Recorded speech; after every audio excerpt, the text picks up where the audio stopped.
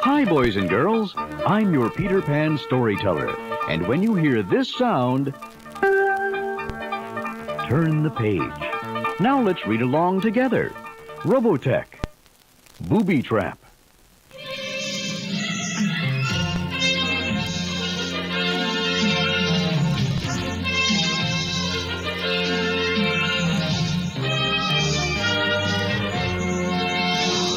In the year 2009, something happened that would change the course of human history.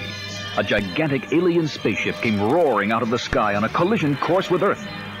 The derelict crash-landed on Macross Island in the South Pacific. At that time, our planet was ravaged by global war, but the threat of invasion from outer space helped to shock mankind to its senses.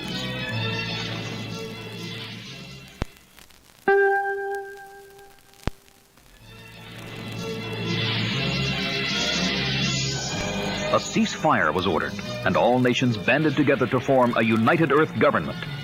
A team of the world's most brilliant scientists was assigned to study and restore the alien space fortress. But first, they had to unravel the secrets of a highly advanced technology called ROBOTECH. For 10 years, our planet's entire resources were devoted to rebuilding the huge Battlestar. A great city had grown up around the ROBOTECH project. And now, on the eve of the spaceship's maiden flight, almost the whole population of Macross City had turned out to celebrate and witness the launching of Earth's new defender. Hearts pounded with excitement as the countdown began. Aboard the giant spaceship, the crew of cadets fresh from the ROBOTECH Academy were busy with the pre-launch checklist.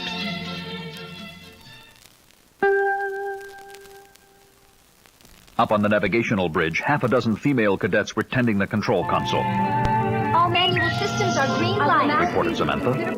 Lisa, the blonde cadet in charge, sighed and murmured to the girl next to her, The ceremony starts in 15 minutes. I hope the captain gets here in time.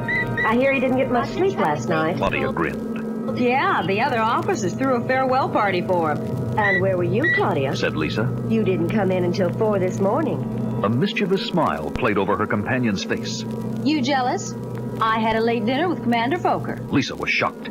Claudia! She gasped. You stayed out all night knowing you both had flight duty today. So, what's the big fuss about, Lisa? Her response infuriated the blonde cadet. I'm warning you. Lisa fumed. I hate to interrupt, Claudia needled, catching Lisa off guard. but hadn't you better check your monitor, Commander? It's an unidentified incoming aircraft. Said a cadet called Kim. Lisa spoke into the radio. Attention aircraft approaching on course 107. Please identify yourself. Please identify yourself. This is Rick Hunter. The boyish-looking pilot responded. Invitation number 201. Lisa checked it out on the computer. That's confirmed as an invitation from Lieutenant Commander Fokker. She called back. Follow course 57 for landing. Roger. His trim little jet swiftly took its place in the landing pad. A voice from the public address system boomed out over the crowded stands surrounding the spacecraft landing field. And now we present a display of aerial acrobatics demonstrating the amazing advances we have made through robo-technology. Lieutenant Commander Roy Fokker, leader of the ROBOTECH Fighter Squadron, will describe the action for us. Fokker's crisp voice took over the mic. Today, you'll see how we've applied human know-how to a complex alien technology. Keep your eyes on planes 2 and 4. He advised. Flying at speeds of 800 miles per hour, only 50 feet above the ground, they will pass within just a few yards of one another. Robo-technology makes such precision possible. The speaker broke off with a gulp, and his eyes widened anxiously as a small jet plane buzzed the airfield. Huh? Oh, no!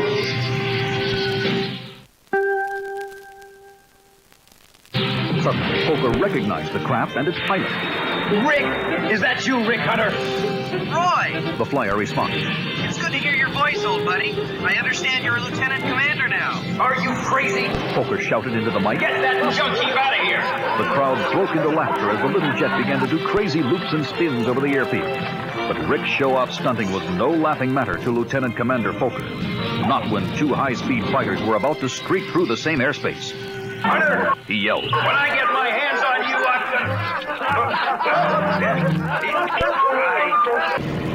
Stop clowning around. Look out! The crowd let out a terrified yell as the two starfighters came zeroing in on the jet at lightning speed. Get out of there! Fokker cried hoarsely. The collision seemed unavoidable, but it never happened. The crowd cheered and shrieked with delight as the little jet zoomed straight upward. The two fighters passed safely below, missing it completely. The boyish jet pilot looked a bit pale, but still cocky as he landed and climbed out of his ship.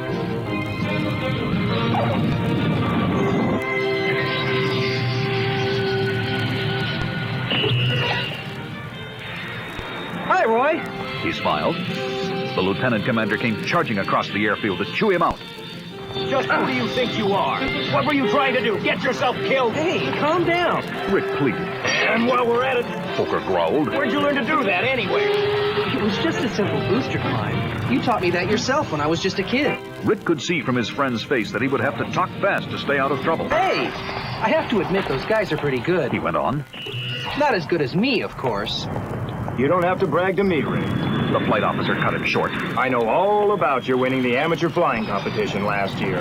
Rick changed the subject. You promised my dad that as soon as the war was over, you'd come back to the air circus. Why did you go back on that promise, Roy? Fokker shrugged and flushed with embarrassment. I really felt guilty about letting your father down. Only, this ROBOTECH thing is so exciting, I just couldn't give it up. It just gets in your blood or something, I don't know. What is ROBOTECH anyway? Asked the boyish pilot as they walked off across the airfield. Just more modern war machinery. And the aliens who built it, what do you suppose they're like? Little did Rick or Lieutenant Commander Fokker guess that a second terrifying contact was about to take place with those same aliens. At that very moment, in fact, another gigantic alien spaceship had just blasted into the Earth's solar system. It was hunting for the last space fortress that our scientists had now finished rebuilding. And it was leading a vast battle fleet manned by warriors specially trained to conquer other planets. On the bridge of the enemy flagship stood Boobytrap, the dwarfish commander of the alien armada. The finder beam is locked on this planet. He remarked with a scowl. Are you sure this is where the transmission was coming from? Yes, sir. I'm positive. Said Exodor, his one-eyed second in command. They could have executed a refold. It's doubtful, sir. There was no evidence of a second jump into hyperspace. Boobytrap nodded as he studied the monitor screen. They couldn't have gone far in their condition, and they would have to have landed in order to repair the ship. That's logical speculation, I think.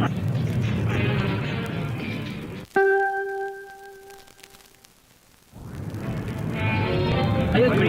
Said Exodor.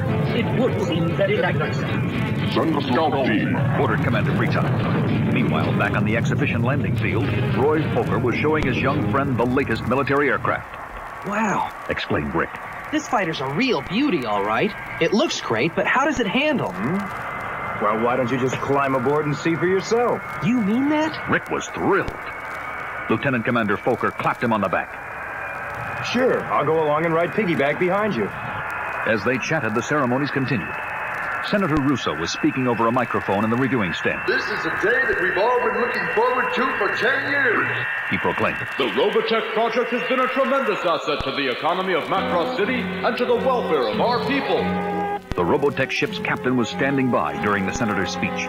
A messenger came hurrying up to him. Excuse me, sir. Urgent message from the space monitoring station. A strange flash of light and an explosion followed by irregularities in the gravitational field. Captain Global's face turned grim at the news. The same sort of thing happened 10 years ago, he recalled. You know what happened then, don't you? That's when the alien ship arrived. The captain nodded. Better check it out. Aboard the ROBOTECH ship, the cadet called Claudia stared in dismay at the monitors. Every system aboard the ship is starting up. She gasped. The defense system is activating the main guns to fire. Shut down all systems. Lisa ordered. But the master control seemed frozen. It doesn't work. Cried Claudia.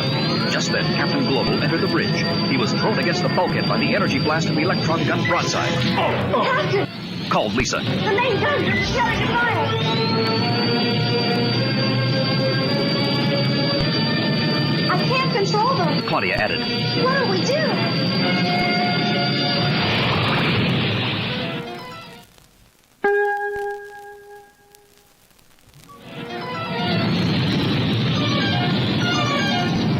On the enemy flagship, Boobytrap saw the flash of gunfire from the Earth and the brilliant explosion as the electron beam missiles found their target. It was the tip-off he'd been waiting for, because only Robotech space fortresses were armed with such weapons. Look at that! He hissed to Exodor. Now we know for sure that the ship is on that planet. All ships continue advancing and exercise extreme caution. Back on Earth, Claudia told the bridge crew. We have control now. What happened? Cadet Samantha answered. The space monitor report is coming in. It shows what our guns were firing at. I have it here, Sammy. Lisa cut in. 2 large objects, probably spaceships, in lunar orbit 200,000 miles out. Both objects were struck dead center by the beam and were disintegrated. Captain Global gave a bitter chuckle. Lisa turned in surprise. Huh? Captain, what is it? What are you laughing about? It was so obvious. We should have known. A booby-trap, of course. The girl cadet stared at him. Booby-trap, sir? Global nodded grimly. Yes, it's one of the oldest tricks in military history. A retreating enemy leaves behind hidden explosives and such. The aliens who abandoned the ship armed it with an automatic defense system designed to detect and destroy their enemies. The activation of the guns means that unfriendly forces have approached close enough to be a threat to us.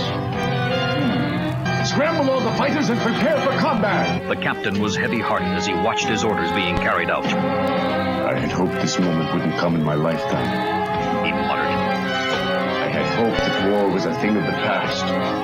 But here we go again. All right, move out.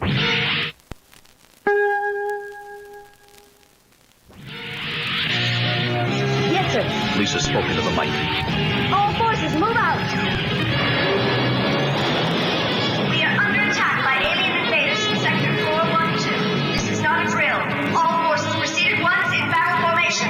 Lieutenant Commander Foker's combat crews hastily manned their fighter craft. Well, boys, you heard her. This is the real thing. Lisa's voice came over their cockpit radio. Wolf team is cleared. Skull team prepare for takeoff. Skull team ready. Foker responded. All right, men. This is it. Let's go.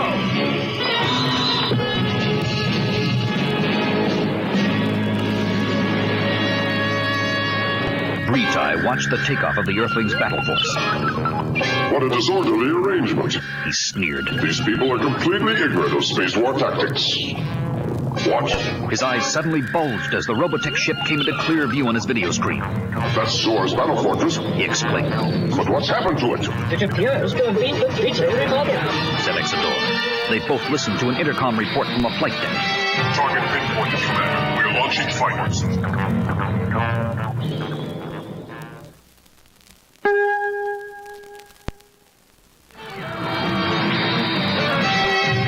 By this time, all of Earth's defense force was airborne, except for a single fighter plane which was still visible on the airfield. Lisa spoke sharply over the radio.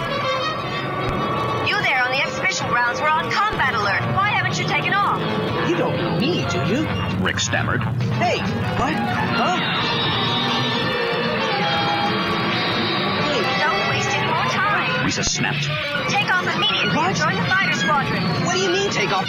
Said Rick. The runway is demolished. Runway 2 is clear. You're fully armed and your jets are overheating, so prepare for immediate takeoff. The ground crew technician circled his thumb and forefinger at Rick. All set, sir. Good night. He saluted and closed the canopy of the young pilot's aircraft. Rick gave up, objecting. Well, okay, if you insist.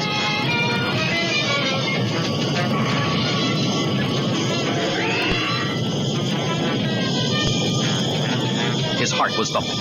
Actually, he felt pleasantly excited at this chance to watch Earth's defenders take on the alien invaders. But he was hardly prepared for what happened next. A scream of fear burst from Rick's throat as his jet shot skyward. The tremendous G-force was like a giant hand crushing him into the pilot seat. Next thing he knew, he was streaking through space in the midst of Roy Foker's fighter squadron. Rick could hear the lieutenant commander on radio issuing last-second orders to his pilots. This is Skull Leader calling ROBOTECH Fighter Group.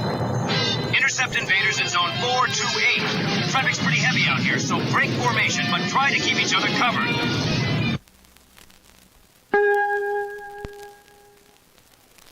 Hey, Foker! Rick exclaimed into the mic. Would you mind telling me what's going on around here?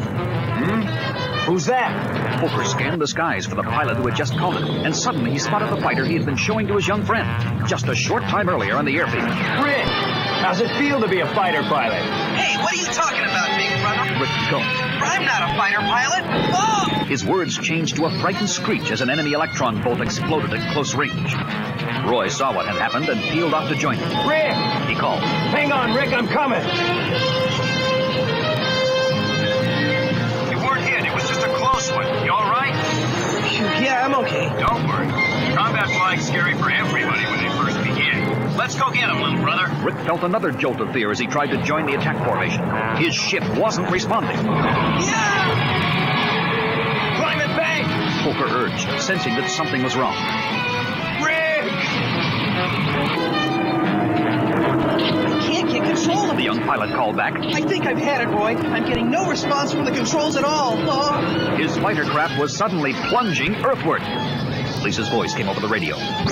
This is STF-1 Control calling VF-102. Pull out. You're diving right at us. Tell me something I don't know. Rick cried desperately. I can't pull out. All the controls have lost their power. Have you tried switching to configuration B?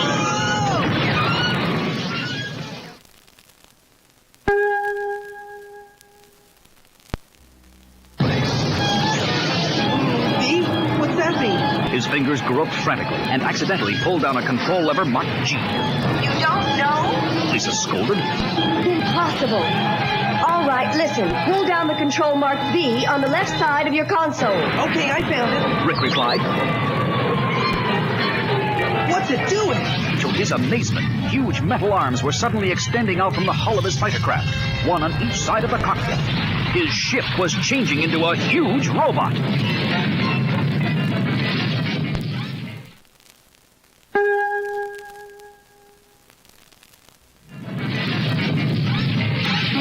Rick gaped in terror as it plummeted toward the earth. There was a thunderous crash. His ship had just knocked the top off a skyscraper.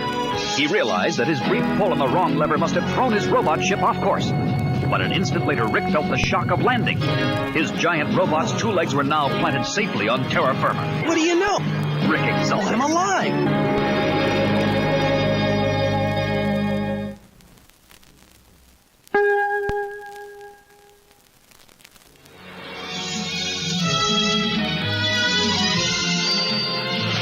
In the next episode of Robotech, the aliens strike in full force, and the desperate battle for planet Earth reaches the very streets of Macross City. Don't miss the incredible action and suspense of Countdown, the next thrilling chapter in the saga of Robotech.